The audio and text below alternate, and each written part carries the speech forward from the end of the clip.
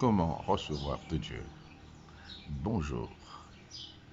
Jésus-Christ a dit, je suis venu, non pour abolir la loi, mais pour l'accomplir.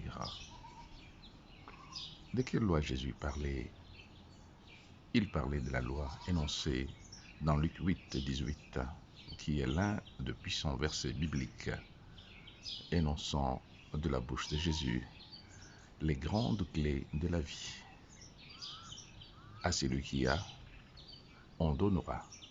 À celui qui n'a pas, on arrachera même le peu qu'il a. Qu'est-ce que c'est? Qu'est-ce que ça veut dire, cette loi, qui semble injuste sur le plan humain?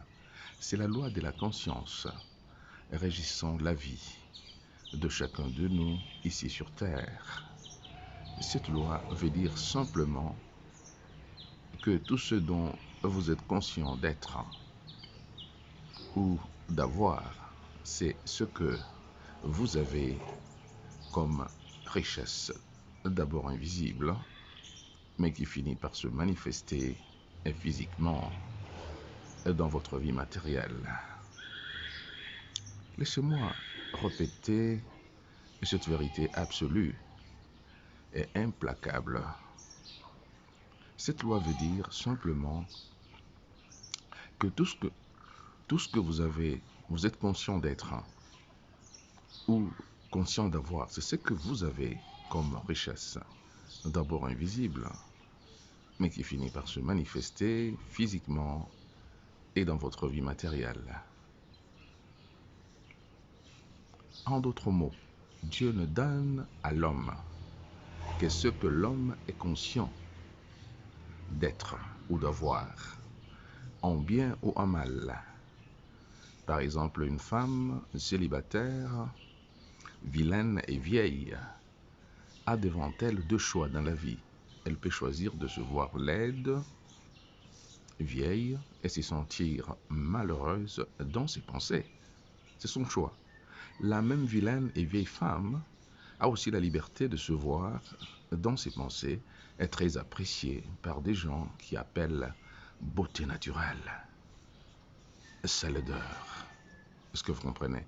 Elle a le droit de se sentir unique et bien dans sa peau, croyant qu'un homme de haute classe lui demandera un jour, avec romance, sa main.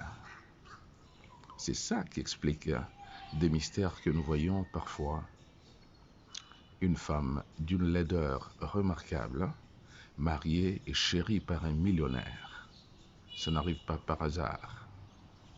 Ceci étant dit, chacun de nous doit apprendre à être plus conscient de ce qu'il veut être ou de ce qu'il veut avoir.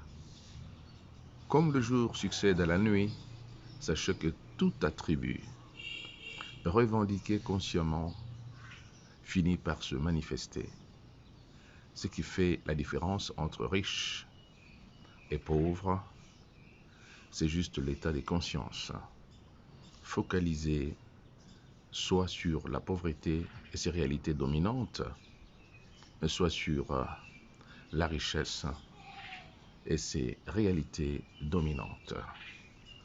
La plupart de pauvres naviguent dans leur imagination et sur le petit salaire qu'ils gagnent, et sur le pauvre mobilier de la maison où ils habitent. Le pauvre non éclairé est aussi préoccupé dans son imagination et sur les quelques habits vieillis et qu'il imagine aller chercher dans la section des habits usagés et du marché. La pensée attentionnée, c'est ça la grande clé de la vie. Nous allons continuer ce sujet dans notre module numéro 2 sur ce sujet. Bino ba Congolais, botika kofinga fachi beton. Aye kopikisa mboka na biso. Esangai, Petit Sacha Landre.